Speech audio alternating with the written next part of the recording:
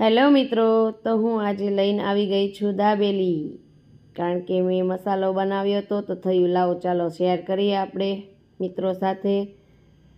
તો મેં બટાકા અને કોથમરી સુધારી નાખી હતી, બટાકા બાફી નાખ્યા હતા અને મસાલો રેડી કર્યો હતો. પછી મને યાદ આવ્યું કે આજે હું વિડીયો બનાવું, તો મેં મસાલાનો વિડીયો બતાવ્યો નથી, પણ નેક્સ્ટ ટાઈમ જરૂર બતાવીશ. તો જો મેં બટાકાને અને મસાલાને એકદમ સરખી રીતે મેશ કરવા માટે કરી નાખ્યા છે મિક્સ. પણ હવે એવું લાગ્યું હતું કે હેન્ડલેથી નહીં થાય, હવે ચમચો લેવો જ હશે. બટાકા ભાંગી ગયા પછી સીધો ચમચો લીધો. હવે ચમચાથી એક સરખું મેશ કરી નાખ્યું છે, જોઈ શકો છો તમે. હવે એકદમ લાલ. ચાલો જો કેટલી સ્પીડથી મિશન ઉપાડ્યું છે, ફટાફટ. તો મેં નાખી દીધા હતા અંદર દાડમ અને સિંગ, અને કમ્પ્લીટ બની ગયો હતો મસાલો. પછી મેં એક ખૂણો મસ્તીનો ગોતી લીધો જો, અને ચાકુ હતું ધારદાર. જો મારું ચાકુ કેમ બાકી છે ને, દાબેલીનો કોર્નર થઈ ગયો. આમાં પણ એક બીજામાં પણ મેં કટ કરી નાખ્યું, અને પછી બનાવી નાખી મસાલો ભરીને દાબેલી. આ છે મારી તીખી મીઠી ચટણી. ચટણીને અંદર લગાવીને પાઉંને કરી નાખ્યું પોચું, બંને પાઉંને.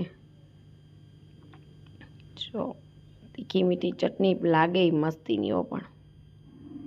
હવે એક કોર્નર ઉપરથી દાડમના દાણા અને બટાકા અને સિંગ દાણાવાળો મસાલો લઈ લીધો.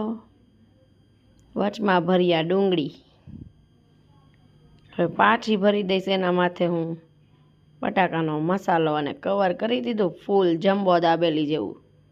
જો કેવું લાગે છે?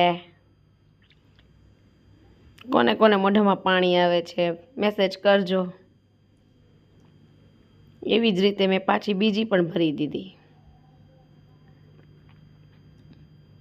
એમાં ડુંગળી નાખી અને ફરતે કવર કરી દીધું પાછા મસાલાનું, દાડમના દાણાવાળો મસાલો.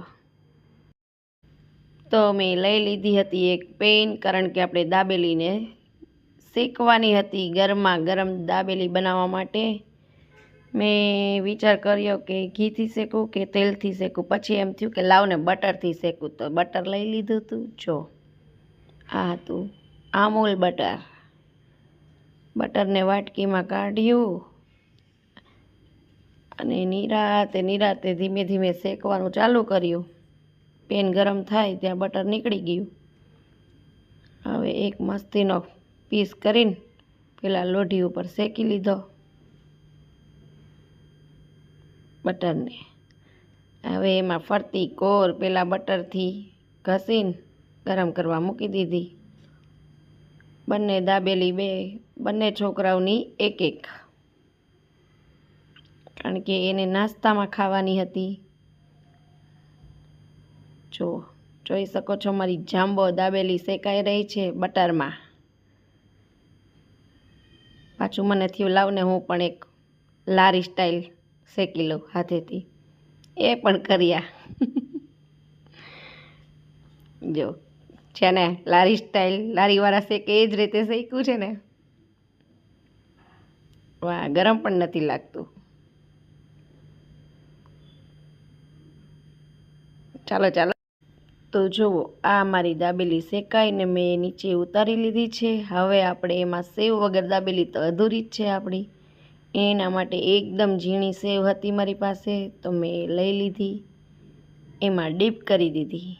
જો એકદમ સરસ જમ્બો પીસો. કોને જોઈએ છે? ચાલો ચાલો આવી જાઓ ખાવા. આપણે રેડી કરી દીધી હતી બંને છોકરાઓ માટે એક એક.